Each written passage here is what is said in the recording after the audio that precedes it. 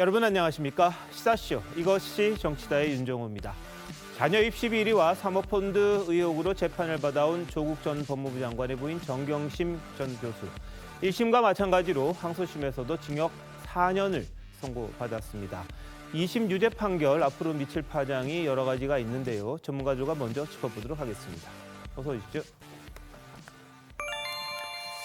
네, 2심 재판부 오늘 정경심 교수에 대해서 입시 업무의 공정성에 대한 우리 사회의 믿음이 심각하게 훼손됐다. 징역 4년, 벌금 5천만 원을 선고했습니다. 벌금은 많이 줄었습니다만 징역 4년은 1심과 마찬가지였습니다. 먼저 화면 보시겠습니다. 재판에서의 결론에 따라 제 처가 만약에 관련이 돼 있다면 그에 해당되는 처벌을 받아야 한다고 생각합니다. 그 상세한 과정은 알지 못합니다만은 수사와 재판 통해서 쉽게 밝혀질 것이라고 생각합니다.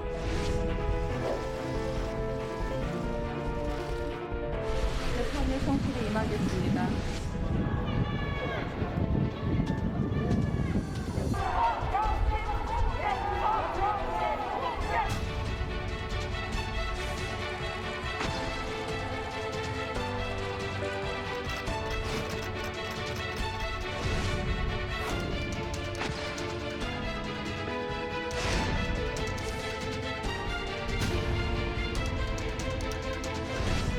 판결을 반복한 것이어서 대단히 아쉽고 유감스럽다고 하지 않을 수가 없습니다.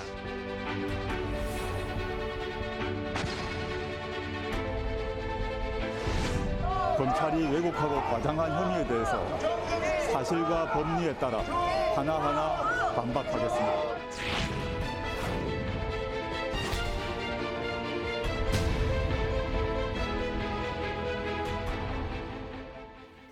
예, 2심에서 좀 논란이 됐던 게 허위 스펙이었습니다. 1심과 마찬가지로 7가지의 조 전 장관 딸 스펙에 대해서 허위라고 판단을 했습니다. 그리고 세미나에 나오는 동영상 조 전 장관 딸이다 아니다 이게 많이 논란이 됐었죠. 하지만 그 부분에 대해서는 인턴십을 했다는 증거와는 무관하게 그 사람이 누구든 상관이 없다. 판정을 하지 않았다 이렇게 이야기를 했습니다. 자, 장윤 변호사님, 네. 오늘 판결의 의미 어떤 걸까요?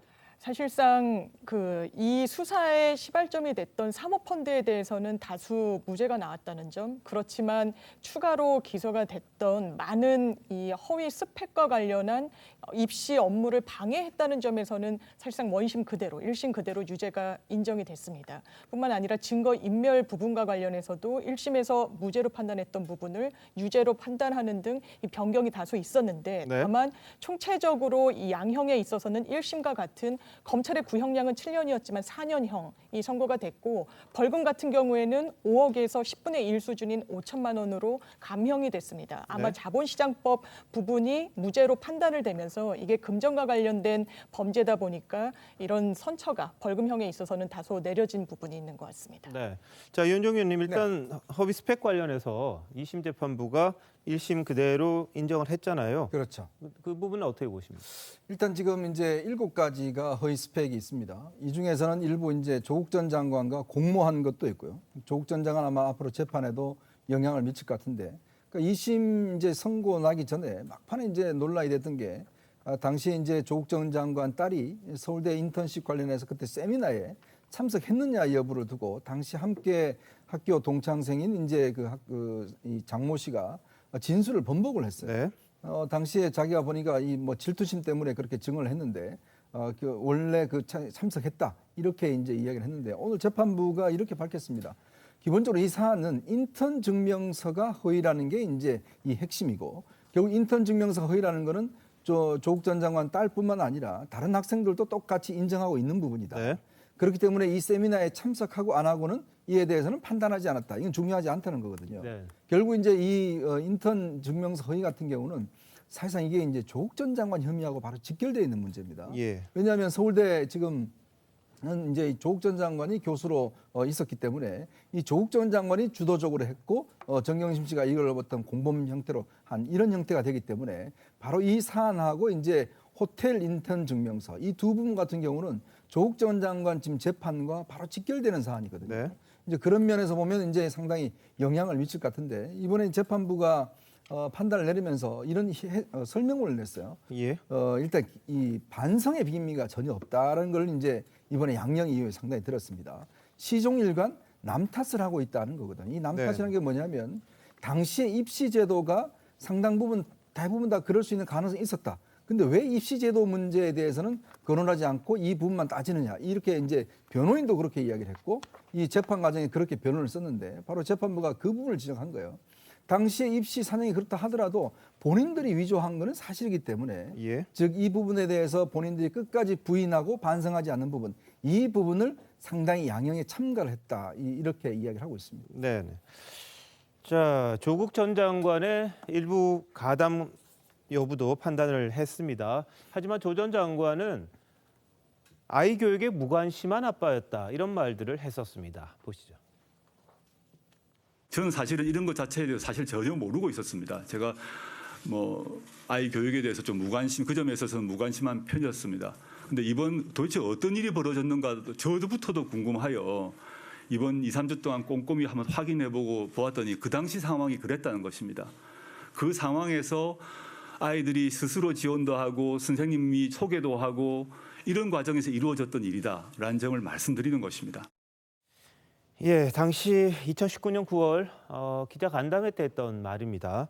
근데 재판부는 조 전 장관이 특히 서울대 공익인권법센터 허위 경력과 관련해서는 본인이 주도해서 확인서를 작성했고 정경심 교수가 그냥 가담했다 이렇게 판단을 내렸습니다.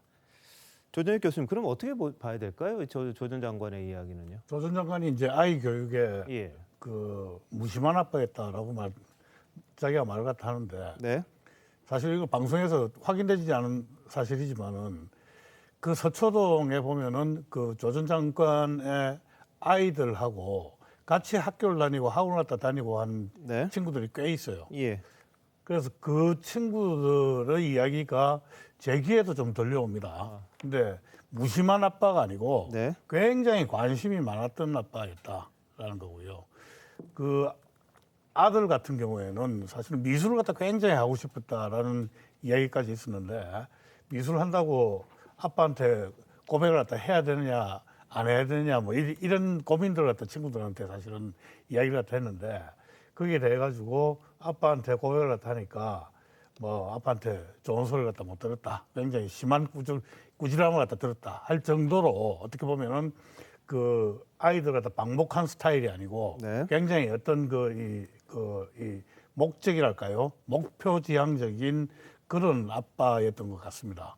그리고 이렇게 그 교육 내용에 대해서는 무심했는지는 모르겠지만은 입시에 대해서는 굉장히 어떻게 보면은 집착이 심했던 그런 아빠 아닌가 이런 생각을 갖다 하고요. 저 때는 이제 뭐 여러 가지 증거들이 이렇게 드러나기 시작을 하니까 무심한 아빠였다라고 이야기는 하지만은 내면적으로는 꼭 그렇지는 않았던 것 같다 이런 생각이 듭니다. 네.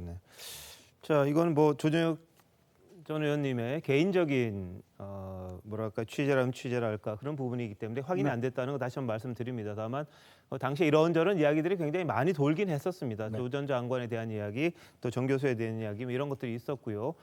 굉장히 적극적으로 나섰다 이런 말도 있었습니다만 사실 그것에 대해서는 저희들이 확인할 바가 없기 때문에 본안과 좀 무관하다는 거 다시 말씀을 드리고요.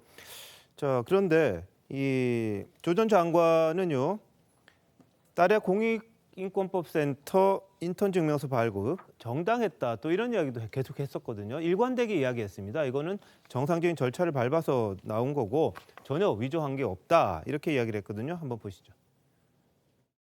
딸이 서울대 법대의 인턴 그리고 서울대 공익인권법센터에 인턴을 했다고 증명서를 발급받았지요. 예, 근데 제가 관여한 바 없습니다. 이 그럼 이걸 아이는 누가 했습니까? 지금 센터에서 확인해 보셔야 될 것 같고요. 지금 센터에서 확인한 거예요. 지금 실제- 후보자 네, 당황스럽겠지만 거짓말하는 겁니다. 아닙니다. 국제회의에 자, 실제 참석을 그다음- 했고요. 가서 뭐 심부름하고 뭐 잔심부름하고. 저희 아이는 공익인권법센터에서 인턴을 했고 센터로부터 증명서를 발급받았습니다. 한인석 교수는 센터에서 발급한 적이 없다는 입장인데 검찰에서 확인해 보시죠. 센터에서 분명히 받았습니다. 검찰은 일부 증인의 증언을 근거로 제 딸이 사형 컨퍼런스에 참석하지 않았다고 강변합니다. 그리고 정경심 교수 1심 법은 제 딸이 저녁 식사 자리에만 참석했다고 판결했습니다. 이 모두 기가 막힙니다. 컨퍼런스에 참석한 제 딸을 제 눈으로 똑똑히 보았고 쉬는 시간에 대화도 나누었습니다. 당일 행사장에서 제 딸을 보았다는 여러 증인들은 헛개비를 보았다는 말입니다. 네, 뭐 행사장에 들어왔다고 해서 그게 뭐 틀린 말은 아닐 겁니다. 만약 그 장소에 있었더라도요. 다만 인턴을 제대로 했느냐 여부에 대한 판단을 재판부는 내렸고요. 그래서 동영상 속에 있던 인물이 누군지에 대해서도 판단할 필요가 없다 이런 결정을 내린 거거든요. 네, 이번 서울고등법원의 2심 선고 설명 자료를 보면 간단합니다. 그 입시 관련해서는 다 유죄라고 보면 됩니다. 특히 조국 전 장관 계속 명시하고 있습니다. 서울대 인권법센터 그때 뭐 영상 두고 봤느냐 마느냐 이거 가지고 조땡 씨가 위조했다. 이거 조국 전 장관이 위조했다라고 명백하게 되어 있습니다. 그럼 이제는 이슈는 조민 씨 앞날이 어떻게 되느냐인데요. 여기서 보면 이렇게 법원은 말을 하고 있어요. 부산대 의전원에 최종 합격하는 실질적인 이익을 얻었고 그 결과 다른 지원자는 탈락하게 되어 그 사람에게 막대한 피해를 가했다라고 명시를 하였습니다. 이와 연결해서 계속 준엄하게 꾸짖었는데요. 의전원은 공정한 업무를 제대로 수행해서 좋은 학생 뽑아야 되는데 그거 못하게 막았다. 그리고 해당 교육기관의 입학사정 업무 전반에 대한 불신. 일반인들이 봤을 때 저 대학 저렇게밖에 사람 못 뽑아? 이렇게 불신을 초래하게 되었고 더 나아가 이 사회, 입시 제도 자체의 공정성에 대한 우리의 믿음, 우리 사회의 믿음을 다 훼손시켰다라고 합니다. 그러면서 피고인은 그런데도 당시 입시 제도가 그랬다라는 말만 계속 하면서 본질을 흐리고 있다라고 했습니다.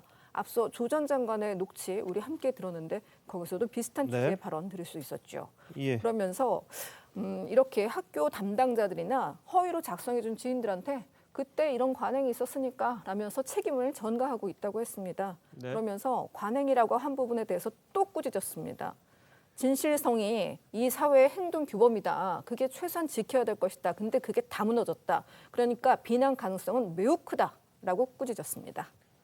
네, 동영대 표창장과 관련해서요. 정 교수 아들 조 씨가 받은 상장과 비교하면 좀 문제가 좀 있다. 그리고 정 교수 말고 다른 사람이 했다고 보기도 좀 어려워서 표창장 위조도 충분히 인정된다. 이렇게 이야기를 했는데 조 전 장관은 그동안 뭐라고 했는지 한번 들어보시죠.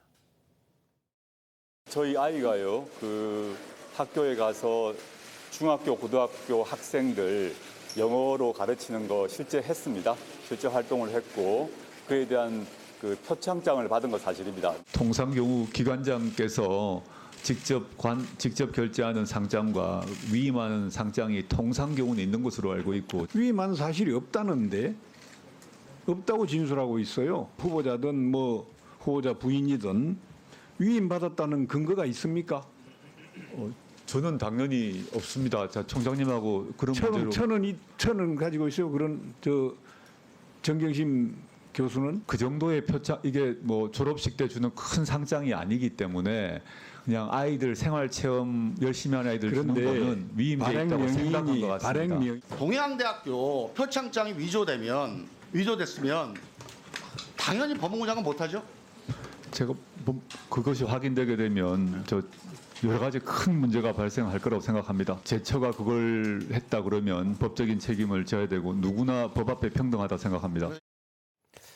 예, 뭐 예전 이야기를 들어보면 지금 재판부 결과와는 전혀 상반돼서 조 전 장관이 그럼 뭘 근거로 저렇게 이야기를 했나 싶을 정도입니다. 하지만 조 전 장관이 일관되게 지금까지도 1심 수사하기 전부터 시작해서 지금까지 계속해서 표창장이라든지 인턴십이라든지 전혀 위조 없고 제대로 발급받은 거고 정상적인 절차다 이렇게 주장을 해왔습니다. 김경진 의원님 어떻게 보십니까? 이 변호사로서 이런 경우에는 뭐 대법원 가도 뭐 달라질 게 있습니까? 어떻습니까? 그러니까 이제 법리상 논란이 되는 부분들, 그러니까 증거인멸죄가 성립하느냐 안 하느냐 이런 부분들은 또 이제 횡령과 관련해서 이게 지금 뭐 이게 조범동 씨 횡령에 대한 인식이 있었느냐 없었느냐 네. 그런 부분과 관련해서는 혹시 대법원에서 다뤄질 부분이 좀 있을지는 모르겠지만 예. 나머지 부분은 거의 뭐 대법원 가서 바뀔 확률은 0이라고 봐야 되고요. 네네. 저는 저렇게 9시간 동안 기자회견을 하면서 거짓말을 반복해서 했지 않습니까? 대한민국 최고의 거짓말장이 일가의 모습을 지금 보고 있는 것 같고요. 더 기가 막힌 것은 대통령께서 저런 분을 민정수석으로 또 법무부 장관으로 임명했었다고 하는 것. 그리고 저 조국 전 장관 같은 경우 오늘까지도 거짓말을 하고 있습니다. 오늘 이 순간까지도. 무슨 거짓말을 하고 있냐면 본인 SNS에다가 자본시장법 미공개 정보 이용은 전부 무죄를 받은 것처럼 그런 뉘앙스로 글을 올려놨습니다. 근데 네. 실은 이 자본시장법 위반 같은 경우 1심에서 유죄가 난 부분 중에 주요한 부분이 무죄로 바뀐 건 사실이지만 네. 그럼에도 불구하고 2018년 2월하고 2018년 11월에 거래한 이 지금 미공개 정보 이용 부분은 항소심에서 유죄가 났습니다. 예. 그래서 일부 유죄가 난 것을 마치 지금 전부 무죄가 난 것처럼 글을 써서 올리고 있습니다. 근데 어쨌든 저런 거짓말을 저렇게까지 하시는 분들을 아직도 추앙하고 또 그분에 대해서 가슴이 아프다고 하는 정당, 정치 세력, 그분을 따르고 있는 그분들의 진실을 여태까지 믿는다고 법정 앞에서 이렇게 울음을 터뜨리고 있는 국민들, 저는 그분들의 생각이 무엇인지 정말로 궁금합니다. 예, 자 이것도 김경진 의원님이 보실 때는 그렇죠. 이 대법원에 가기 전입니다만 이 판결문에 따르면 지금 조 전 장관이 했던 이야기들은 사실과 좀 다른 부분이 있기 때문에 그렇게 말씀하시는 부분이고요. 뭐 지지하시는 분들은 조금이라도 이 형이 완화된 것 그런 것들을 좀 의미를 부여하는 그런 상황인 것도 사실입니다. 다만 2심 재판부가 판결을 한 내용에는 이 조 전 장관 딸과 관련된 이 스펙 같은 것들이 전부 다 허위라는 걸 다시 한번 확인했다는 점에서 조 전 장관이 예전에 했던 말과는 좀 상반된다는 거는 객관적인 사실이고요. 다만 이걸 이제 어떻게 해석하느냐는 부분은 이제 김경일 의원님처럼 강하게 또 말씀하실 수도 있고 또 반대로 이 재판부가 또 뭔가 문제가 있다 이렇게 또 주장하시는 분도 아직까지 있다는 거는 확실합니다. 정경심 교수 측 변호인 즉각 상고하겠다 이런 뜻을 밝혔습니다. 들어보시죠. 원심 판결을 반복한 것이어서 대단히 아쉽고 유감스럽다고 하지 않을 수가 없습니다. 오늘 재판부의 논리를 그 시대에 입시를 치렀던 사람들한테 랜덤으로 조사를 한다 하더라도 과연 얼마나 많은 사람들이 그런 현재 해석에 의해서 범죄로부터 자유로울 수 있을 것인가. 저희는 판결문을 검토하면서 상고를 하지 않을까라는 생각이 듭니다.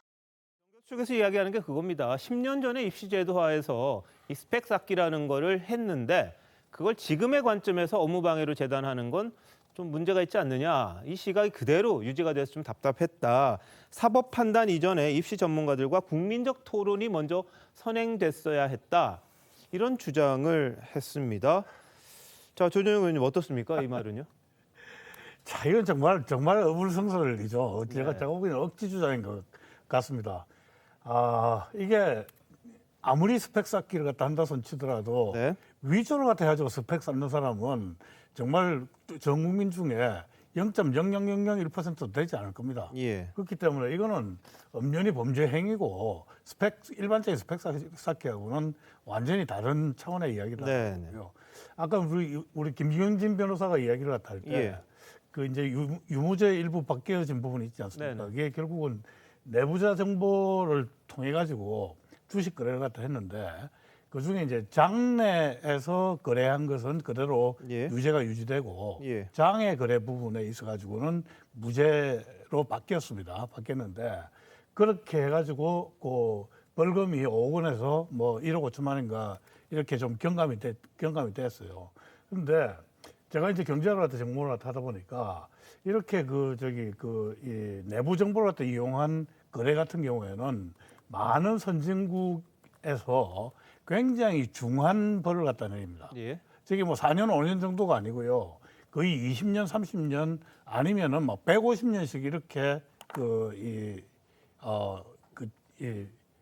죄를 갖다 묻는 경우가 굉장히 많아요. 왜 그런가 하면은 이 부분은 사실은 우리가 이제 주주 자본주의를 갖다 하고 있는데 우리 자본주의 시스템 자체를 갖다 망치는 행위다라고 판단을 갖다 해가지고 제대로 좀 이렇게 시장 경제를 갖다 하는 데에서는 굉장히 원래 셉니다. 근데 어떻게 보면은 이 제하고 관련을 갖다 해가지고 예. 너무 어떻게 좀 이 형량이 낮은 것 아닌가 하는 이런 생각이 좀 듭니다. 알겠습니다. 자, 이게 사모펀드 관련된 부분이 유죄, 무죄 바뀌고 뭐 이런저런 부분이 좀 복잡한데요. 김희선 기자가 좀 정리를 해봤어요. 어느 게 무죄고 어느 게 유죄가 됐고 뭐가 또 바뀌었는지 그런 부분 좀 정리 좀 해주세요. 네, 사모펀드 관련해서는요, 2018년도에 굉장히 주식을 많이 샀어요. 해당 펀드에 어떤 주식을 샀는데 굉장히 많은 주식을 4차례에 걸쳐 샀는데 그중 한 차례 산 것은 이거는 알려지지 않은 정보, 그러니까 자본시장법 위반해서 미공개 중요 정보를 이용한 건 아니다라고 하면서 그냥 한 건만 빠진 겁니다. 그 한 건은 뭐냐? 이거는 원래 계속 그 주식을 샀는데 이 4번의 매수 중에서 단 한 번은 원래 그렇게 사기로 약속을 해놨던 거기 때문에 이건 미공개 정보 이용이 아니다라고 해서 판사가 하나 뺀 겁니다. 그런데 그게 좀 덩어리가 컸습니다. 그리고 장외에서 거래를 하는 거였어요. 근데 그 실물 주권은 어디다 숨겨놨었느냐?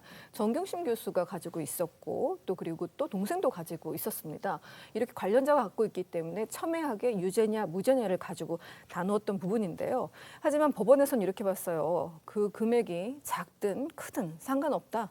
이렇게 남의 이름으로 그리고 또 미공개 정보를 이용해서 이렇게 시장을 흔들리게 하는 행위는 우리 자본시장 자체에 대한 신뢰를 무너뜨리는 것이기 때문에 금액이 크고 작고를 떠나서 아주 큰 죄다라고 규정을 했습니다. 네, 이 벌금 부분이 좀 많이 줄긴 했습니다만 실형이 선고된 이유 중에 하나가 자본시장이라든지 이거 차명이라든지 이런 부분들에 대한 것도 좀 포함이 된 걸로 그때 이제 설명이 좀 됐었는데요. 이 미공개 정보를 이용했느냐 안 했느냐, 장외에서 했느냐 장내에서 했느냐 이런 거 가지고 좀 판단 기준이 좀 1심과는 좀 달라졌던 부분이 있었습니다. 자, 양무선 이사장님 오늘 판결 어떻게 보세요? 판결을 어떻게 보겠습니까? 재판부에 대한 입장에 대해서 우리가 믿을 수 없다. 그다음에 잘못된 재판이다라고 이야기를 하면 다른 부분에 있어서 아무런 이야기를 못 하거든요. 예를 들어서 윤석열 장모의 1심 재판에 대해서 구속에 대한 부분들을 평가할 때 2심이나 대부분을 이야기하지 않았단 말이에요. 그럼에도 불구하고 2심 재판에 대해서 뭐 대부분 남았으니까라고 이야기하면서 현재 재판부의 입장과 판결문에 대해서 전면적으로 부인하거나 거부하거나 그리고 반발하는 이러한 행태를 보인다면 실질적으로 내로남불의 덫에 또 빠질 수 있기 때문에 저는 기본적으로 2심 재판부의 재판을 존중해야 된다는 게 기본적인 입장이고요. 그럼에도 불구하고 아직까지 대법원 마지막 판결이 남아 있기 때문에 법적 수단의 마지막 수단이 하나 남아 있기 때문에 좀 더 지켜보자. 요 정도 선이 최대치 아닐까 이렇게 생각합니다. 알겠습니다. 대법원 판결 남아 있습니다. 이제 하지만 조 씨에 대한 대학 입학 그리고 의전원 입학 이 부분을 어떻게 할 거냐에 대한 논의는 좀 급물살을 탈 것 같습니다. 각 대학들이 2심 결과를 보고 좀 결정을 하겠다 이런 입장들을 내놨기 때문인데요. 자, 어떤 일들이 있을지 관련 발언 한번 보시겠습니다. 씨가 제출한 동양제 총장 표창장이 위조된 것으로 드러나면은 입학 취소하시겠습니까? 자기소개서 기타 서류가 이게 위조가 판단 허위일 경우에는 자동으로 입학을 취소가 되게 되어 있습니다. 지금은 이제 재판이 진행 중이기 때문에 저는 학교를 운영하는 사람으로서 재판 결과가 나오고 나서 판단하는 것이 옳지 않나 생각합니다. 저희들 학측에는 허위일 경우에 그걸 갖다가 취소할 수 있다라고 되어 있지. 법적으로 지금 현재 다툼이 있는 내용을 학교가 자체적으로 알아서 판단을 한다라는 것이 굉장히 무리한 요구라고 저는 그렇게 생각을 합니다.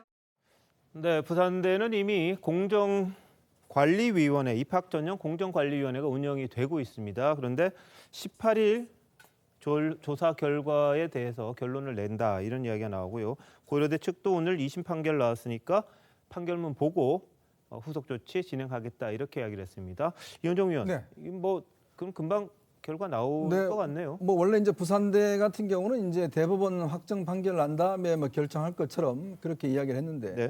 일단 우리가 사실관계에 대한 증명은 일단 항소심까지 이제 마무리가 예. 되는 거거든요. 지금까지 결과를 보면 일단 이 스펙 위조는 뭐 거의 다 사실로 확인이 이제 1심과 2심이 됐고 더군다나 이제 2심 지금 재판부 같은 경우는 이 대등 재판부라고 그래서요. 다들 15년 이상 그 판사 경력을 가진 분들 예. 세 분이서 이제 결정을 한 겁니다. 그만큼 이제 신뢰성이 있는 거기 때문에 아마 고려대 같은 경우는 이제 곧 판결문이 송달이 되면 네. 이 부분을 일단 판단하겠다. 즉 일단 결정을 하겠다는 입장인 것 같고요. 일단 고려대 생명과학부가 일단 이게 이제 입학이 이제 문제가 되면 곧바로 이게 부산대 의전원도 같이 연결되는 거거든요. 예. 왜냐하면 대학원 이제 전문 의학전문대학원 같은 경우는 입학 자격 요건이 일단 학부를 졸업을 해야 됩니다. 예. 이제 그렇기 때문에 그게 졸업 자체가 허위로 드러날 경우는 일단은 이 자격이 없어져 버리는 된 거거든요. 또 연쇄적으로 의전원 같은 경우를 졸업해야지만이 이제 의사 국가고시를 볼 수 예. 있지 않습니까? 지금 이제 그 조국 전 딸 같은 경우에 의사 국가고시를 합격을 해서 현재 서울 지역에 있는 모 병원에서 이제 지금 인턴 생활을 하고 네. 있거든요. 그렇다면 연쇄적으로 일단 자격이 정지가 되면 의사 자격도 일단은 예. 정지되고 본인 지금 인턴 활동도 이제 못하는 상황이 될 것 같습니다. 예전 같이 뭐 조국 딸 같은 경우는 예전에 김호준 씨가 하는 방송에 나와서 예. 뭐 다시 공부하면 된다 이런 입장을 아마 피력한 바는 있습니다. 예, 조 전 장관 딸이 고졸이어도 되고 시험은 다시 치면 된다 이렇게 말한 적이 있었죠. 그거 한번 보시죠. 저는 봉사활동이나 인턴을 하고 나서 받은 것을 학교에다가 제출했습니다. 위조를 한 적도 없습니다. 정말 억울하죠. 제 인생 10년 정도가 사라지는 거니까요. 근데 저는 고졸돼도 상관없다고 생각하고 있습니다. 시험은 다시 치면 되고 30에 의사가 못 되면 40에 되면 된다고 생각합니다. 예. 장윤 변호사님, 네. 이게 지금 자격 정지 뭐 이런 조건이 또 붙지 않겠습니까? 만약에 저렇게 되면. 그렇습니다. 그럼 의사 되려면 다시 입학을 해야 될 텐데 그게 가능할까요?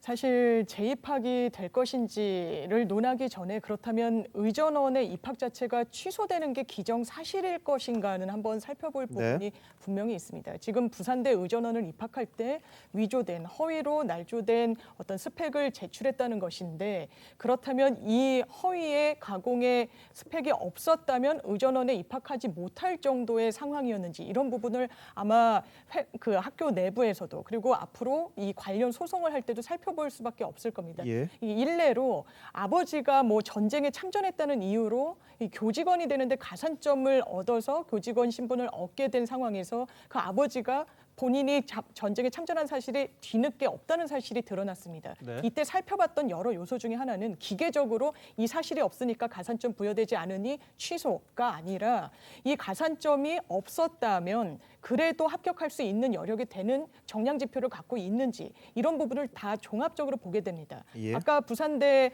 관계자 측이 인터뷰를 한 것과 같이 이런 규정은 할 수 있다라는 재량 행위로 규정되어 있는 경우가 많습니다. 그렇다면 이런 스펙이 없었다면 의전원에 입학할 수 없었다라고 객관적으로 판단이 되면 그때는 온당히 이 취소를 하는 게 맞겠고 그렇다면 연쇄적으로 사실 의사고시에 합격한 부분까지 물어 돌아가는 것은 판례의 태도이기도 예. 합니다. 하지만 말씀드린 점처럼 기계적으로 이 부분이 기정사실화된 건 아직까지 아니라고 네. 볼 수 있겠습니다. 자, 그럼 학부 입학이 취소되면 부산의전원 취소는 자동적으로 가는 겁니까? 연쇄적으로 그렇게 그건 판단을 가는 받게 되는 거고요. 부분은 그러니까 고려대에서 일단 결정을 만약에 한다면 입학 취소가 된다면 그럼 부산의전원까지 영향을 미치고 의사고시까지 되고 지금 인턴하는 것도 사실상 무효가 되는 그런 가능성이 그럴 수 있네요. 있습니다. 네, 조 의원님. 제가 그걸 갖다 확인할 아, 거라고 예, 그랬습니다. 알겠습니다. 그러니까 예, 예. 이게 부산대 의전원에서 입학 취소를 갖다 하지 않는다고 그러면은 예. 어떻게 되는가 하면은 그냥 고졸이 의전원에 시험을 갖다 쳐가지고 입학을 갖다 하더라도 그게 허용이 돼야 한다는 거거든요. 네네. 그리고 의전원이 지금 허용임에도 불구하고 지금 의사 면허가 그대로 유지된다 그러면은 예. 그냥 학력 없이 의사 시험을 갖다 쳐서 합격하면은 이 의사 될 수 있다는 걸 갖다 의미를 갖다 합니다. 그러니까 이게 그 어느 하나도 빠지게 되면은 시스템 자체를 갖다 완전히 그러니까 우리 대한민국의 교육 시스템 자체를 완전히 흔들어 놓는 게 되기 때문에 제가 보기에는 고대부터 부산대 의전원 그리고 의사면허시험까지 다 무효가 될 가능성이 높다. 알겠습니다. 이건 지금 장윤희 변호사 이야기했듯이 정말 하나만 보고 했느냐, 그 스펙 여러 가지 중에 하나인지 아니면 그게 주요했는지 그 각 대학에서 아마 판단을 할 걸로 보이긴 합니다. 그래서 지금 뭐 고졸이 될지 안 될지는 각 대학이 어떤 결정을 하느냐가 중요할 것 같습니다. 그래서 아직은 좀 지켜봐야 될 부분이 있고요.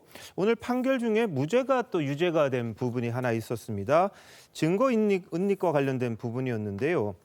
피고인 스스로 가족들 도움을 받아서 은닉할 수 있는 행위를 굳이 다른 사람에게 지시한 건 방어권의 남용이다. 그래서 이 부분이 유죄다. 이렇게 판단을 한 겁니다.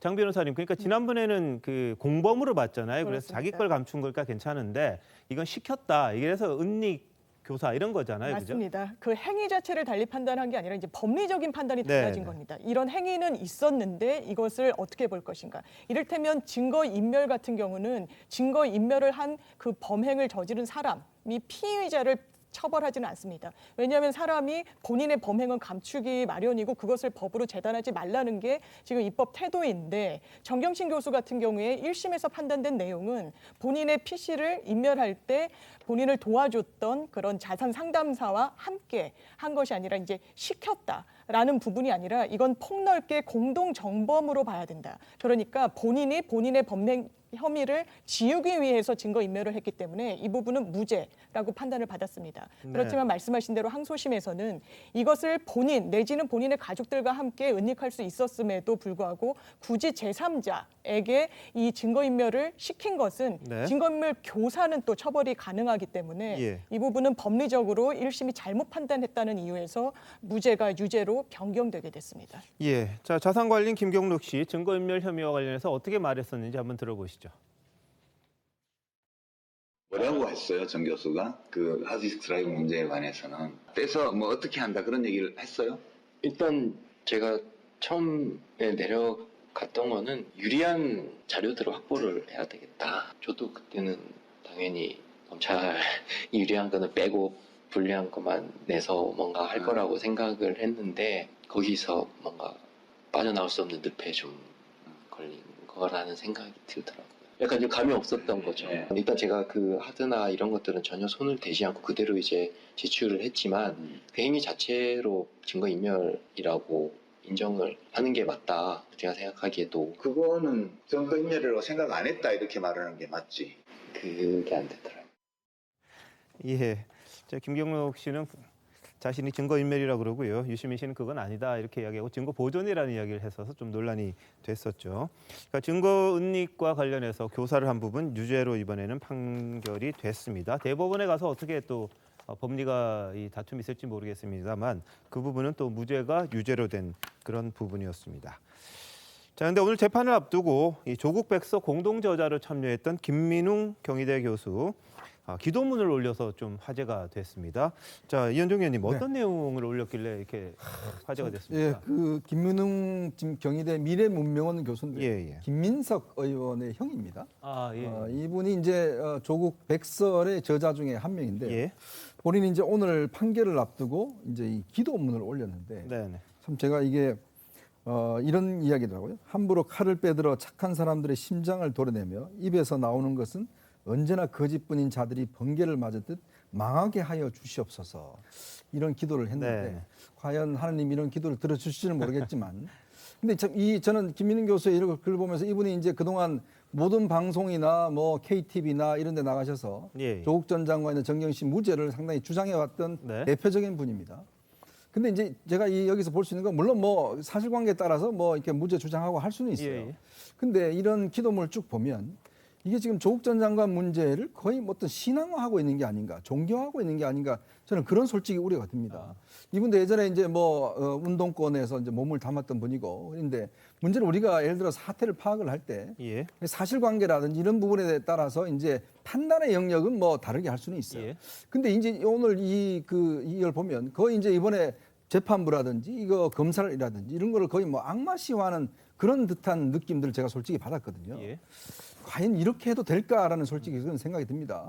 과연 조국 전 장관이 신앙은 아니지 않습니까? 마찬가지로 이 부분에 관련해서 지금 많은 분들이 뭐 지지하는 분들 저는 예를 들어서 뭐 이 찬반에다 지지할 수는 있습니다. 그렇지만 무조건 이 사람은 무죄다. 이거는 아니거든요. 그러니까 그런 부분에 있어서 지금 여권이 지금 거의 한 3년 동안 사실은 조국 전 장관 늪에 빠져서 못 헤어나오고 있는 것도 바로 이런 문제 때문에 그렇습니다. 그러니까 사실관계를 따지고 그리고 재판부의 어떤 판단에 따라 따지고 이렇게 하면 모르겠지만 거의 뭐 모든 이 사람은 무조건 무죄다. 뭐 다 이야기하든지 간에 무조건 이거는 신앙적으로 무죄다. 이렇게 이 주장하는 것 때문에 결국 발목이 잡히고 이게 또 지금 현재 민주당 경선에까지도 사실 영향을 주고 있기 때문에 저는 이 부분 관련해서는 이제 2심도 내려진 만큼 뭔가 이제 선을 그어야 되지 않을까. 저는 솔직히 그런 생각입니다. 저는 저 기도문을 보면서 지난번에 조국 전 장관이 쓴 책에 보면 본인이 그런 얘기를 했지 않습니까? 무슨 가족들의 피를 뭐 잉크 삼아서 쓴 아니 그냥 검찰이 수사를 한 것이지 가족들의 무슨 피를 찾는 게 아니지 않습니까? 이게 범죄의 혐의가 있기 때문에 법원에서 압수수색영장 발부받아서 수사를 했고 1심 재판정에서 한 20차례 이상의 법정 기일을 열어서 심리를 했고 피고인들 유능한 변호사들 몇 명씩이나 선임을 해서 법정에서 하고 싶은 얘기 본인들이 주장하고 싶은 증거 다 내서 심리를 했고 그 결과에 따라서 1심 법원에서도 실형 4년을 선고했고 항소심 법원에서도 또 실형 4년을 선고했는데 그걸 가지고 감정적 정서적인 표현으로 무슨 일가족을 도륙을 냈다 무슨 가족들의 피로 썼다 어디다가 무슨 불의한 자들에게 뭘 해라 이런 식의 어떻게 보면 국민들을 혹세무민하고 있는 거거든요. 도대체 저런 분들이 집권 세력이고 저런 분들이 국민들의 생각을 어떻게 보면 끌고 가려고 한다. 정말 대한민국이 걱정이 됩니다. 알겠습니다. 자, 뭐 김윤 교수는 그 중에 한 분이죠. 그냥 뭐 어떻게 영향력은 있으시겠습니다만 국민들이 뭐 이렇게 저렇게 끌려다니는 건 아닐 것 같습니다. 다만 본인의 생각을 기도문의 형식으로 이제 SNS에 올렸는데 거기 굉장히 그 재판부에 대한 부탁이 말이 좀 담겨 있는데 다른 쪽에서 보면은 좀 너무 과한 거 아니냐 이렇게 해석할 여지가 좀 남아 있는 것 같습니다. 이것이 오늘 재판 결과였고요.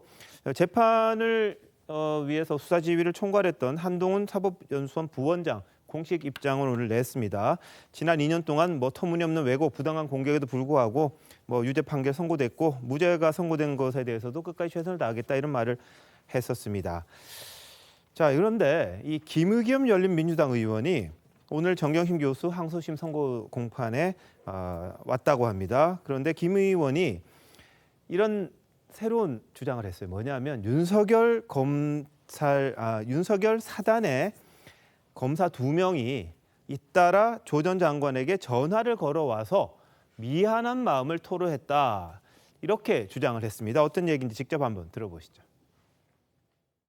제가 조국 전 장관하고 며칠 전에 통화를 했는데 자타가 공인하는 윤석열 사단 검사 5명한테서 최근에 잇따라 전화가 왔다. 한 명은 현직 검사이고 한 명은 최근에 퇴직한 윤석열 사단의 검사인데 전화를 걸어와서 이 미안한 마음을 토로를 하고 장관님 잘 견디십시오.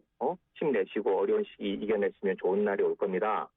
이런 취지의 이야기를 하더라는 거예요. 윤석열 총장이 옷을 벗고 정치 행보를 본격적으로 하는 모습 그리고 거의 일일 일망언에 가까운 모습들을 보면서 뭔가 윤석열 총장에 대한 회의감이 들었던 거 아닐까. 과거의 윤석열 사단이라고 하는 사람들도 마음이 흔들리고 있는 게 아닌가.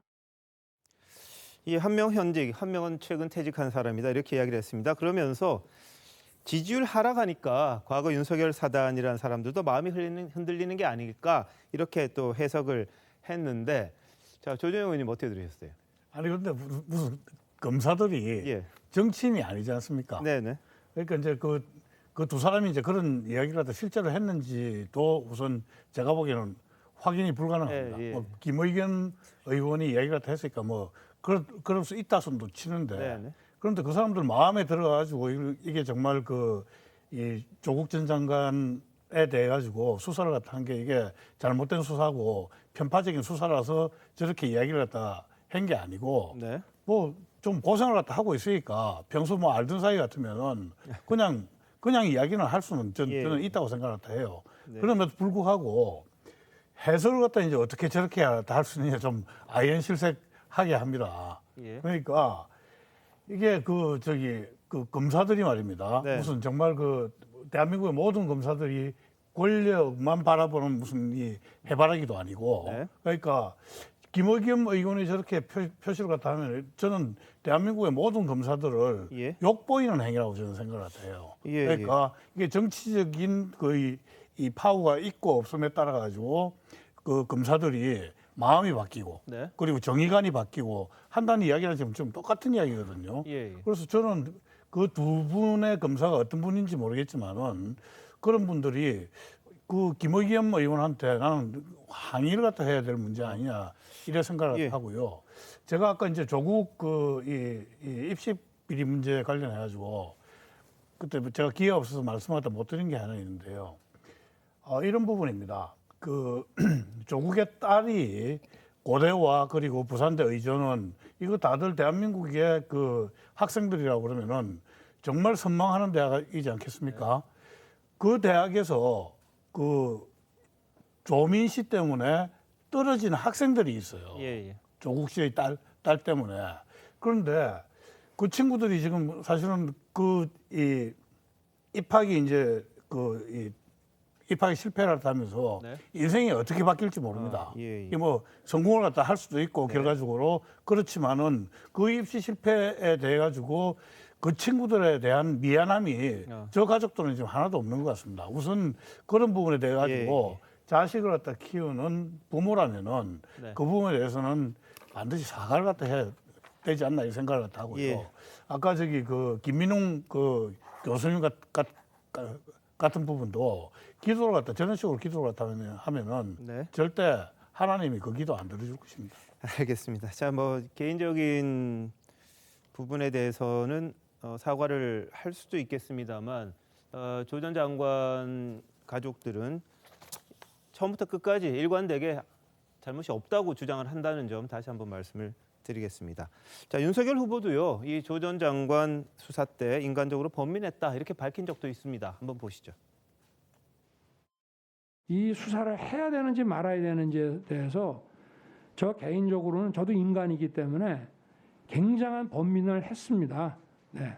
정말 이게 그 상황에서 참 부득이한 것이었다는 점을 좀 이해해 주십사 하시고. 근데 어떻게 여기 조국 전 장관 수사할 때 범민이 있었다고 말할 수 있습니까? 이게 지금 제대로 된 수사였습니까? 지금 뭐 여기가 그 재판의 법정은 아니기 때문에 지금 무슨 제가 좀 말을 삼가겠습니다. 정말 양심에 손을 얹고 사실 없이 수사를 한 것인지 아니면 정말 정치적 목적과 검찰 개혁을 반대하기 위한 수사를 한 것은 아닌지 정말 솔직한 대답을 한번 해주십시오.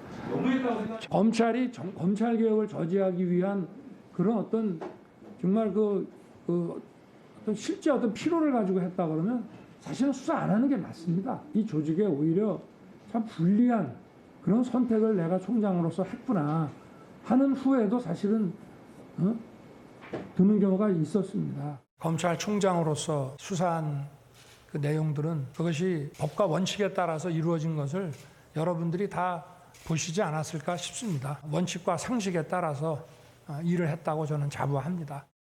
네, 오늘 한동훈 부원장도 이런 이야기를 했습니다. 김의겸 의원이 검사 전화 왔다 그랬더니 그대로 밝혀라. 그런 일이 있었으면 그대로 밝히면 된다. 이렇게 이야기를 했습니다. 예, 이현정 의원. 사실 이제 뭐 윤석열 후보 입장에서 보면 당시 사실은 권력의 핵심 인사 아니었겠습니까? 네. 만약에 조국 수사가 없었다면 뭐 제가 개인적으로 예측하기로는 지금 아마 조국 전 장관은 이 대선 후보 경선을 하고 있었을 뭐 그런 정도에 되는 인물인데요. 네. 결국에 아마 그런 인간적인 이제 고뇌를 이야기를 한 것 같고 예. 만약에 지금 예를 들어서 이 사건에 대한 수사가 다 무죄가 나왔다 그러면 아마 지금 김남국 의원이 지적한 대로 이거 뭔가 의도를 가지고 한 게 아니냐는 그런 공세를 피할 수 없을 겁니다. 그런데 지금 이제 우리가 좀 전에 이야기했듯이 이 사실관계에 쭉 이제 말씀을 드리면 결국 뭐 다 유죄가 일단 나왔고요. 물론 뭐 대법원까지 아직 남았습니다만은. 그만큼 이제 검찰 입장에서는 그냥 원칙대로 수사한 것이다 이런 것이 생각이 들고 좀 전에 이제 김의겸 의원이 이제 뭐 이런 이야기를 하셨는데 사실 김의겸 의원이 저 같은 기자 출신입니다. 기자 출신 국회의원이잖아요. 많은 분들이 아마 저분을 보면 기자 출신 국회의원의 그런 모습을 볼 텐데 기본적으로 기자는 일단 사실관계를 확실히 좀 명확히 하는 직업적인 특성이 있습니다. 자, 그렇다면 그 두 사람이 전화를 했다라면 어떤 이유에서 전화를 한 것인지 그러니까 지금 뉘앙스는 뭐냐면 자신들이 뭔가 잘못해서 조국 전 장관과 전화한 것처럼 지금 비춰지는 거거든요. 저는 그거보다는 이제 지금 한동훈 검사장도 이야기를 했지만 아니 예를 들어서 왜 전화를 하는 것인지 이런 부분을 좀 더 명확히 해야지만이 되는데 문제는 그렇게 두루뭉술하게 넘어감으로 해서 마치 이 수사에 대해서 뭔가 이 검사들 내부에서 잘못해서 조국 전 장관한테 고백하는 것처럼 느껴지게끔 만드는데 저는 제가 그동안 말씀드리지만 좀 더 정확한 그런 이야기를 하시는 게 옳지 않을까 그런 생각이 듭니다. 알겠습니다. 이 김의겸 의원은 조 전 장관과 검사들이 통화한 내용을 전해 들은 입장이라는 거 말씀을 드리고요. 직접 들은 부분은 아니기 때문에 조 전 장관이 또 해석했던 부분이 있을 거고요. 또 어떤 식으로 전화했는지 주고받은 부분이 있을 텐데 하여튼 김의겸 의원 같은 경우에는 검사들이 미안하다는 취지, 그런 취지의 전화를 조 전 장관에게 해왔다 이렇게 주장을 했습니다. 자, 근데 이번 조 전 장관 수사와 관련해서 여권 내에서도 김두관 후보가 한 말이 또 논란이 되고 있습니다. 뭐냐면 조국 사태 본질이 대통령이 되겠다는 윤석열과 이낙연의 합작품이 아닌가 의심이 든다. 이런 지적을 했습니다. 한번 보시죠. 윤석열과 이낙연의 합작품이라는 표현은 이거 너무 센 거 아닙니까? 둘이 뭐 내통해서 조국 일가를 감옥으로 보내려 했다 뭐 이런 의미로 해석을 해야 됩니까? 그런 의심을 제기하는 사람들이 꽤 많이 있었거든요. 최성해가 이제 2020년 12월에 측근과 통화해서 이낙연은 조국을 친 사람이다. 이낙연이는 나한테 고맙다고 연락한 사람이라고 녹취를 공개를 했잖아요. 열린공감 TV에서. 근데 이게 그래서 이제 이 부분에 대해서 그 이낙연 후보 측이 지금 그 고발을 해놨거든요. 의혹이 완전 해소된 거는 아니에요. 사실이라면 뭐 정말 놀랄 일인데 일단 검증 차원에서 그런 문제 제기를 많이 하기 때문에. 네, 최성해 총장하고 뭐 연락한 증거 드러나고 있다. 그러면서 이낙연 후보를 향해서 두 얼굴을 가진 아수라백작이다. 뭐 이런 맹비난을 했습니다. 자, 장윤 변호사, 왜 이런 일이 일어나는 거예요? 네, 사실 경쟁 후보로서는 뭐 당내 경선 과정 중에 제기할 수 있는 의문이라고는 생각합니다. 왜냐하면 녹취가 공개됐는데 이 녹취의 내용이 다소 뭐 민주당을 지지하는 사람들한테는 충격적으로 다가올 수 있는 내용인 건 맞습니다. 이 조국 전 장관을 친 사람이 바로 이낙연 전 대표다. 이낙연 전 대표가 본인, 그러니까 최성해 총장 나에게 이 사태에 대해서 고맙다고까지 이야기를 했다라고, 이게 아무 맥락 없이 본인과 굉장히 좀 친한 관계에 있는 사람한테 사담을 나누는 녹취가 공개가 됐기 때문에 그렇다면 이게 가공되지 않은 사실관계 아니겠느냐라는 의문이 제기됐던 부분이 있고, 그 이후에는 또 최성해 총장과 같이 친근하게 찍은 사진이 공개되기도 했기 때문에 이 부분과 관련해서 또 조국이라는 하나의 이슈가 민주당 지지층에게는 이 정치인을 또 판별하는 하나의 기준으로 작용하는 부분이 아직까지도 있으니까 이 부분을 갖고 공세의 수위를 좀 높여가는 부분이 있는 것 같습니다. 그러니까 저런 문제 제기 자체가 지금 민주당이 내부적으로 얼마만큼 뭐랄까 우환이 들어있다 그럴까, 비정상적인 상태랄까, 이런 걸 지금 나타내는 지표거든요. 그러니까 지금 법원에 오늘 항소심 판결까지 법원 판결 기준을 가지고, 판결 내용을 가지고 본다면 만약에 이낙연 당시 국무총리가 저 수사를 하는데 적극적으로 지지를 했다 이러면 그럼 국무총리로서 적절한 판단을 했고 제대로 된 판단을 했다라고 봐야 되는 것이 맞지 않겠습니까? 근데 그런 상황에 대해서 지금 김두관 후보가 저거를 비난을 한다 이러면 사실은 법원 판결에 반하는 내용의 비판이거든요, 보면. 그렇지 않습니까? 그러면 법원의 판결 결정을 이게 존중하지 않는다는 결국은 어떤 얘기고, 저게 민주당 내부의 생각이 얼마만큼 지금 잘못된 좌표 속에서 헤매고 있는가, 이제 이런 반증이고. 근데 이제 그럼에도 불구하고 오늘 이낙연 후보가 이 SNS에서 올린 글이 있거든요, 보면. 근데 여전히 아까 말씀드린 대로 조국 전 장관 본인이 허위의 거짓말을 한 것처럼 미공개 이용 주식 거래에 대해서는 모두 무죄가 내려졌다고 허위 내용을, 물론 본인이 착각하셨을 수는 있겠습니다만은 어쨌든 잘못된 내용의 SNS 글을 올렸을 뿐만 아니라 저렇게 항소심에서까지 실형 4년의 유죄 판결이 나왔는데 끝까지 조국 일가와 함께 하겠습니다라는 글을 올렸습니다. 아니 그러면 법원에서 범죄자로 실형 4년까지 선고되는 이 범죄자 가족과 끝까지 뭘 함께 하겠다는 겁니까? 오히려 그때 당시에 총리로서 장관 지명, 본인이 제청했을 거 아닙니까? 장관 지명 됐을 때 내가 제청한 그 부분에 대해서 오늘 판결을 가지고 비추어 보니까 국민 여러분께 죄송합니다. 이 말을 했어야 이낙연 후보로서는 적정한 대통령 후보로서 적정한 언어라고 생각이 됩니다. 그래서 이 현재의 민주당의 어떤 생각이나 어떤 생각의 좌표 자체가 얼마만큼 이게 비정상적인 상황 속에 있는가를 단적으로 보여주는 해프닝이 아닌가 싶습니다. 알겠습니다. 경선이라는 게 있어서 그럴 수도 있습니다만 다만 이낙연 후보 같은 경우에 총리 시절 사실상 임명에 반대했었다 이런 입장도 제시를 했었습니다. 그런데 지금은 조 전 장관 재판 결과에 대해서 함께하겠다 이런 입장도 지금 내놓고 있는 그런 상황입니다. 민주당 상황도 뭐 우환이 있다고 말씀하셨습니다만 복잡하죠. 그런데 국민의힘 그렇게 좋아 보이지도 않습니다. 뭐냐면 윤석열 후보, 이준석 대표, 이 신경전 굉장히 치열하다 이런 분석들이 계속해서 나오고 있습니다. 경선 버스 아직 출발도 안 했는데 자꾸 이런 이야기가 나오는데 자 과거 이것 때문인지 모르겠습니다만 이준석 당대표가 윤 후보에 대해서 했던 말이 다시 한번 회자가 되고 있습니다. 무슨 말이었는지 한번 보시죠. 나한테 너 이러다가 안철수 서울시장 되고 윤석열 대통령 되면 어떡하냐 이렇게 얘기하더라고. 지구를 떠야지. 아니야. 이준석은 어디에서든 살아남을 이에요. 그래서 아니야. 난 문재인 대통령 되면은 뭐지? 이민 간다고 했던가? 그걸 2012년에 했던 사람이야. 안철수 서울시장 되고 윤석열 대통령 되면 이준석은 국회의원 된다. 난 그 전에 당대표 될 거야. 이 예측 중에 당대표 될 거야. 지난 3월이죠. 3월이니까 당대표는 됐는데 윤석열 대통령 되면 어떡하냐. 지구 떠나야지. 이런 말을 이준석 대표가 예전에 했던 게 지금 다시 한번 떠오르면서 예고된 갈등이었다. 이런 이야기를 합니다. 정진석 의원과는 온라인 설전까지 펼쳐지고 있는데요. 자, 이현종 의원, 국민의힘 상황 어떻게 보십니까? 지금 일단 상황 자체가 조금 심각한 상황인 것 같습니다. 일단 이준석 대표가 지금 일단 휴가 겸해서 지금 개인 택시 지금 교육을 받으러 갔는데요. 지금 끊임없이 계속 지금 SN을 통해서 지금 다툼을 벌이고 있고 더군다나 오늘 같은 경우에 지금 이제 그 경선 준비위원회에서 경선 각 프로그램이 이제 각 후보 진영에 공개가 됐어요. 그래서 18일 날 이 토론회를 하고 이제 각종 일정들이 다 공개가 됐는데 이에 대해서 후보들 측에서 상당히 좀 시큰둥한 반응을 보이고 있습니다. 왜냐하면 지금 국민의힘 같은 경우는 이게 후보를 등록하려면 3천만 원인가요? 일단 예비후보 등록하는 3천만 원 내고 등록을 해야 되거든요. 근데 지금 오늘 현재 보니까 지금 15명, 16명인가 출마하신 분들이 2명 더 있더라고요, 보니까. 그러니까 이제 지금 4명밖에 지금 사실은 등록을 안 했어요.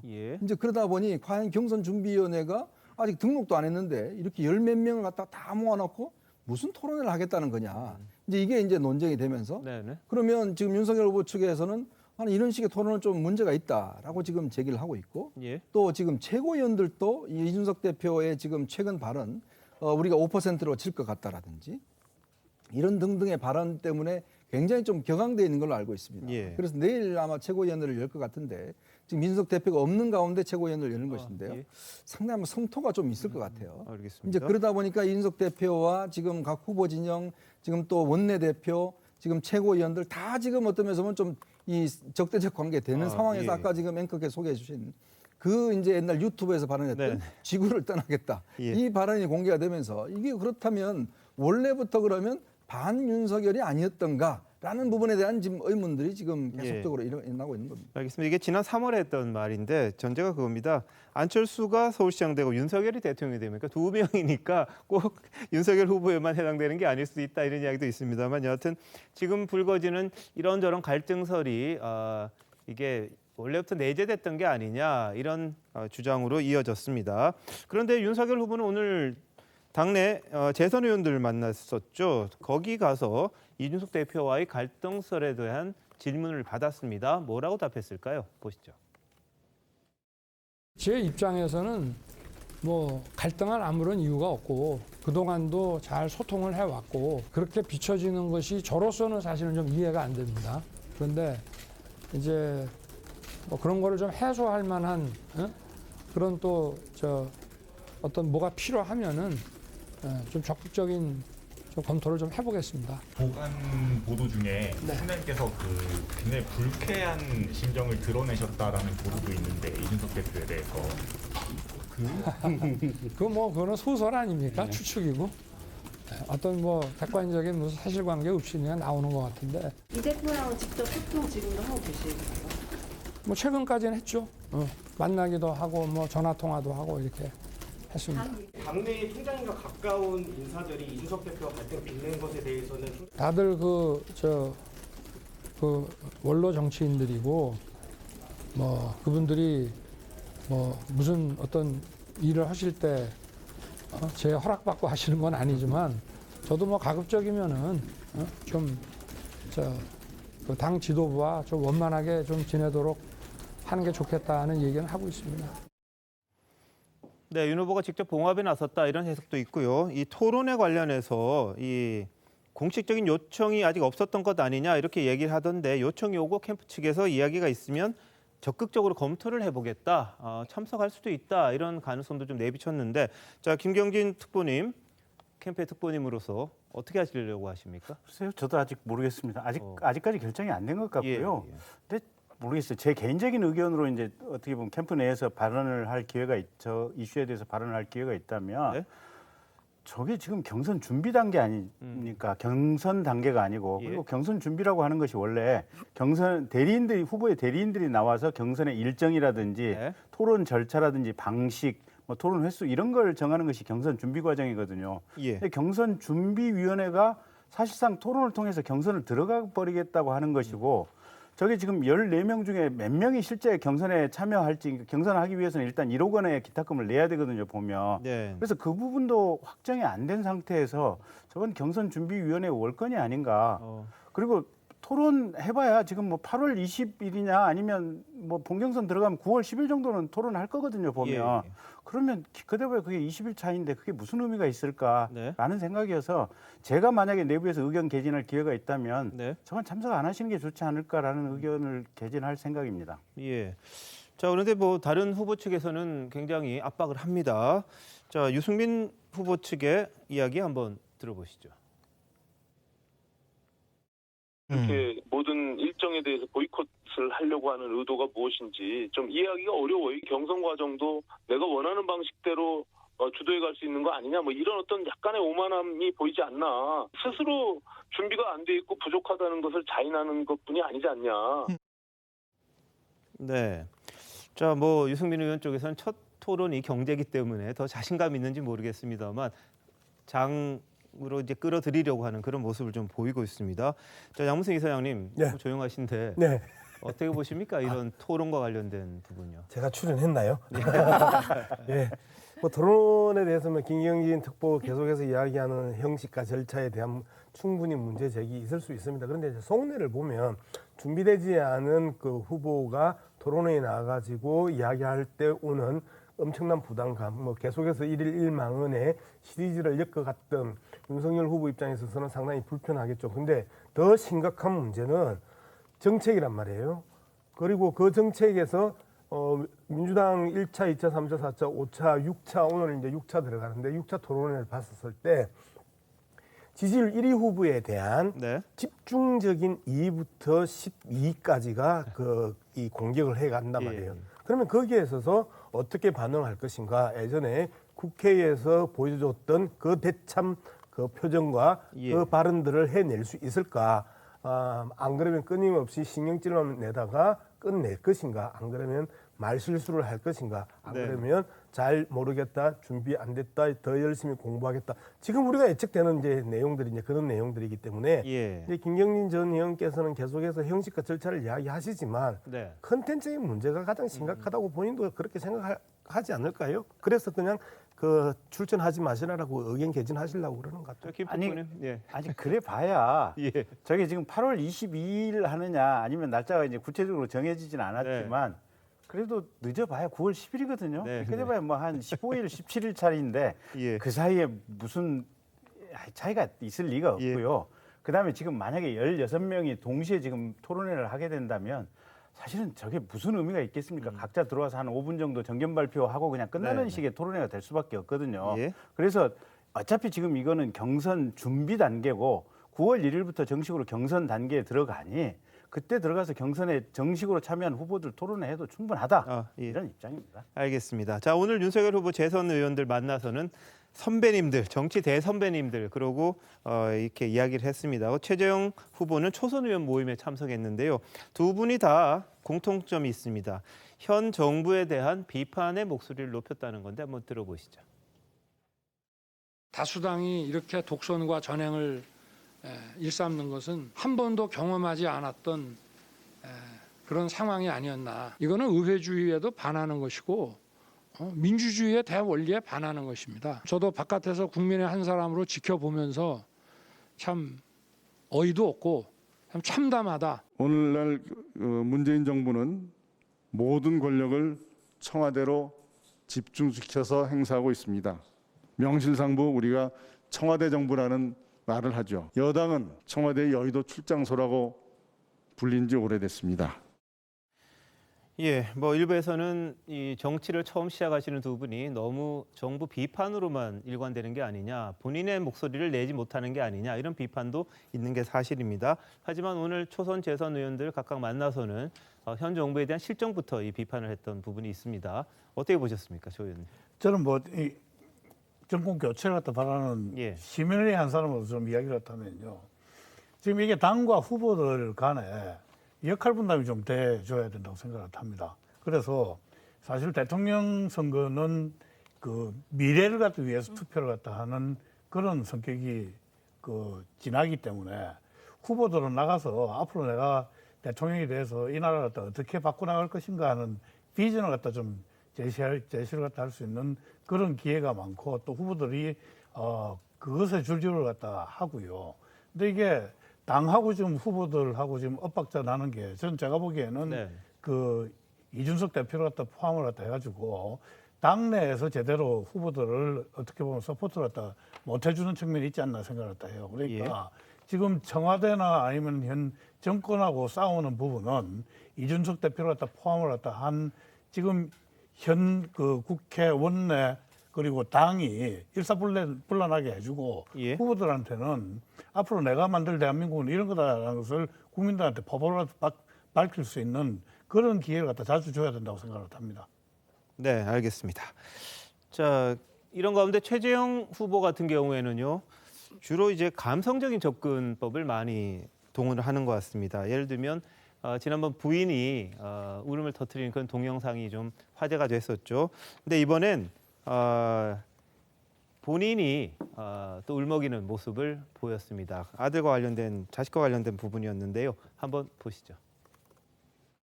우리 아이들 많이 어려워했죠. 사실 입양돼서 자라면서 굉장히 어려워했던 그러한 과정들이 있었는데 그래도 잘 견뎌내 줬어요. 잘 견뎌내 줬고 얼마 전엔 저한테 이런 편지를 썼더라고요. 어렸을 때 고아원에서 같이 지냈던 친구들 그리고 또 학교 같이 지냈던 친구들 바라보면 정말 앞이 깜깜하대요. 앞이 깜깜하다는 그런 이야기들 하면서 아빠는 할 수 있잖아. 그 일을 좀 해달라. 그런 편지를 써서 제가 참 마음이 아팠는데. 예, 입양해 키운 두 아들 이야기하면서 이제 눈시울을 좀 붉혔다. 그래서 좀 예전에도 부인도 눈물을 보이는 그런 장면이 이 언론에 보도가 되면서 이 감성적으로 좀 많이 접근한다 이런 이야기도 있는데 장 변호사님 어떻게 보셨어요?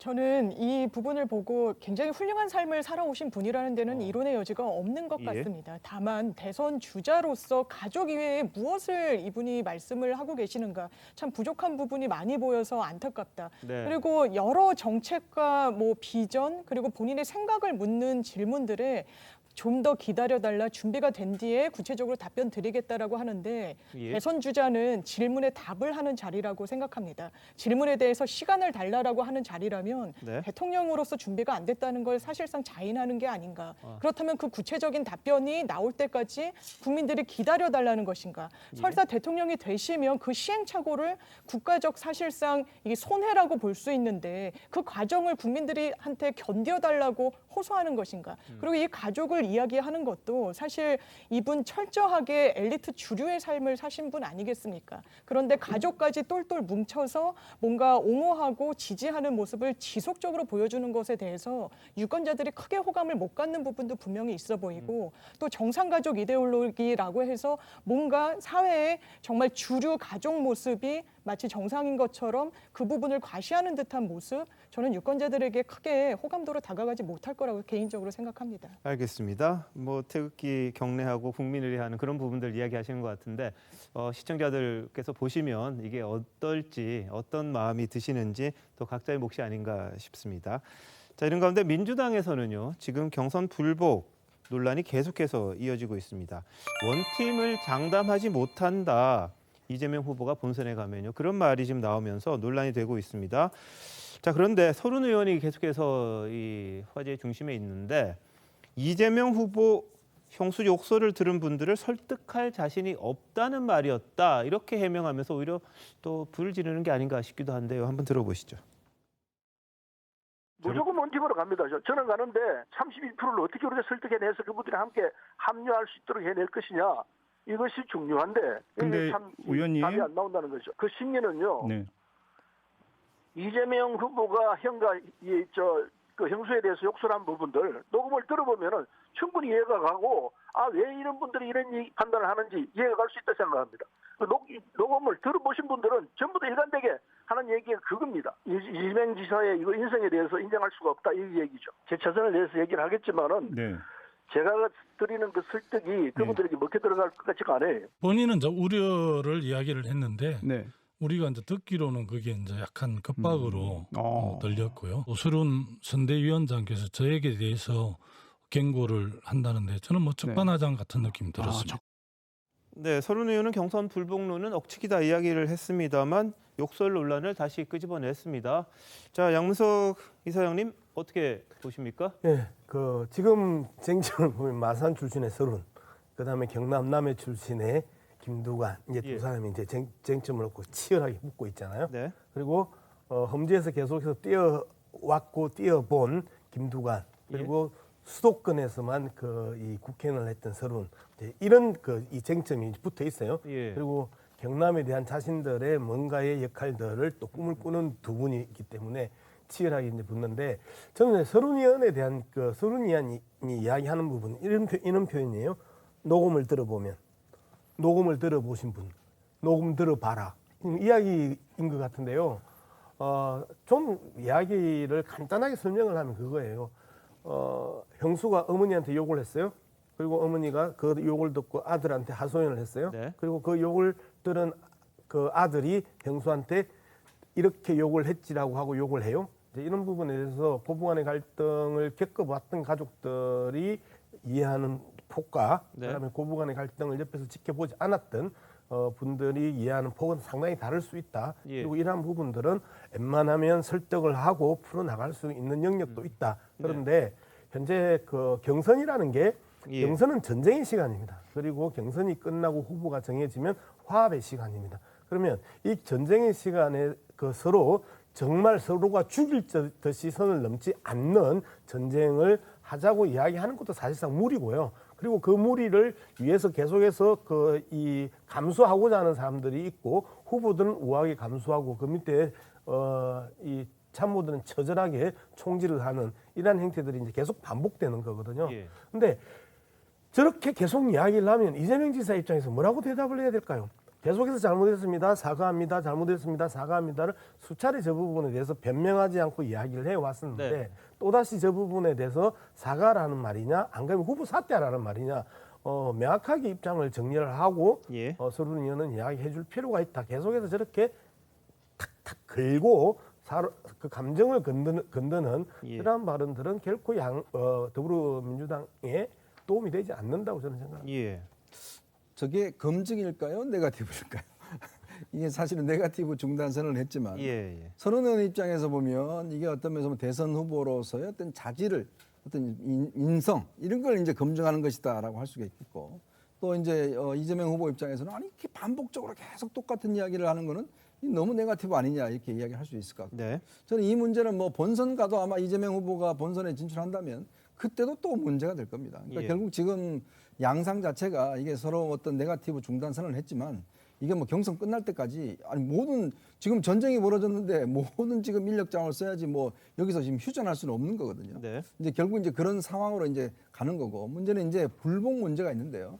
지금 이제 예전에 그 이인재 전 의원 이 문제 때문에 지금은 이 경선 과정에 들어오면 나중에 이제 불복하더라 출마 못 합니다. 이제 그렇다 보니까 어쩔 수 없이 지킬 수 있는 방법밖에 없어요. 그리고 또 지금 이 결과가 나오면 사실 뭐 불복할 수 있는 방법이 없는 거거든요. 또 예. 그때 가면 또 나름대로 여당 스스로도 왜냐하면 이게 지금 이 정권을 재창출해야 된다는 위기감들이 있기 때문에 네. 제가 볼 때는 뭐 서른은 이야기하듯이 뭐 불복해서 이럴 수 있는 가능성은 없다고 네. 보는 거거든요. 어쨌거나 이걸 정말 선을 넘지 않는 선에서 어떻게 이제 관리하느냐 이제 그 문제만 남아 있는 것이지. 예. 저는 앞으로도 이런 논쟁 자체는 뭐 이거는 피할 수 없는 과정이 아닌가 싶습니다. 알겠습니다. 자, 그리고 이재명 후보가 포퓰리즘 계속 앞으로 하겠다. 이게 또 화제가 됐습니다. 어떤 말을 했는지 한번 보시죠. 아니 내가 해서는 안 될 일 한 게 뭔지 한번 찍어보세요. 구체적으로. 아무도 못 찍어요. 네. 교복, 무상급식, 뭐 무상산후조리 우리가 온갖 정책들을 맨날 포퓰리즘이라고 공격했는데 지금은 너무 다들 좋아하거든요. 그렇죠. 전국을 확대되고. 그러니까 이거 요즘은 공격 못하고 앞으로 할 거에 대해서 계속 포퓰리즘 공격을 하는데 있는 거 아끼고 네. 또 세금 안 내고 버티는 사람들 탈탈 털어서 네. 추가 복지 지원하고 네. 나쁜 게 아니죠. 그것 때문에 제가 칭찬받아서 저는 계속 앞으로 포퓰리즘 하려니까. 네. 저 영 이사장님 설명 좀 해주세요. 아니 그러니까 그 이재명 지사가 성남시장 때부터 이제 뭐 무상 교복 무상 그 이제 제공부터 시작해가지고 지금까지 실질적인 정책들을 펼칠 때마다 경쟁자나 그다음에 그 언론에 있어서 많이 포퓰리즘이라는 비판을 받았습니다. 그리고 그 포퓰리즘이 실질적으로 많은 국민들, 그다음 시민들, 도민들 그리고 국민들에게 실질적으로 좋은 선한 영향력을 끼쳤고 그리고 실질적인 삶에 있어서 조금이라도 보탬이 됐던 그러한 그 정책들이었다라는 부분에 대해서 이재명 지사는 거의 확신을 가지고 있고 이후에 지금 그 이야기하는 기본 시리즈 즉 뭐 기본 소득, 기본 주택, 기본 대출, 이제 기본 금융 이러한 시리즈 또한 예전에 무상 그 급식이나 무상 교복 그 제공이나 이러한 것들처럼 포퓰리즘이라는 비판을 받는다 하더라도 결국은 국민들에게 도움이 될 것이라고 하는 확신을 가지고 있기 때문에 당신들이 포퓰리즘이라고 이야기한다 하더라도 나는 그것이 포퓰리즘이라는 욕을 듣는다 하더라도 가겠다 이런 생각입니다.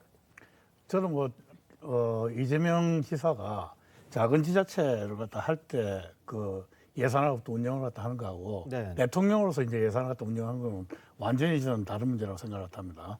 이재명 그 지사의 이제 공약을 갖다 보면은 3대 기본 시리즈가 있습니다. 전부 뭐 기본 소득, 기본 주택 그리고 기본 대출 이렇게 돼 있는데 이게 보니까 정말 천문학적인 돈이 다 들어가는 부분이고요. 예산이 어떻게 나오느냐, 그 재원은 어떻게 조달될 부분이냐, 뭐 이런 부분에 대해서는 구체적인 설명이 없어요. 예를 들어 가지고 기본 주택 같은 경우에는 예산뿐만 아니라 지금 뭐 100만 평 가까이 되는 거 이제 250만 호를 갖다 짓는데 그 중에 100만 호는 그 이 역세권이나 뭐 이런 쪽에 짓겠다는 거거든요. 그런데 역세권에 그런 땅이 없습니다. 땅이 없고요. 또 뭐 10억짜리 정도 되는 주택을 월 뭐 60만 원에 살 수 있겠다는 이 꿈과 같은 이야기를 갖다 하고 있는 겁니다. 월 60만 원 같으면 연간은 720만 원이고요. 그거는 그 10억에 약 0.72%의 이자율밖에 안 되는 거예요. 그렇게 싸게 내줄 수가 있는 부분이 아니다. 이건 어떻게 보면은 헛개비를 갖다 쫓는 것 아닌가 이렇게 생각을 합니다. 알겠습니다. 네, 예전에 이 허경영 씨가 참 말도 안 되는 내용을 공약으로 내세웠다가 다들 웃었습니다만 일부가 현실화된 것도 사실입니다. 근데 18일 날 대선 출마를 선언한다고 하는데 지금 나와 있는 정책보다 얼마나 더 파격적인 걸 내놓을지 그것도 또 한번 봐야 될 부분이 아닌가 싶습니다. 잠시만요. 대한민국 이슈의 중심, 스타쇼 이것이 정치다. 여기까지입니다. 내일 다시 찾아뵙겠습니다. 고맙습니다.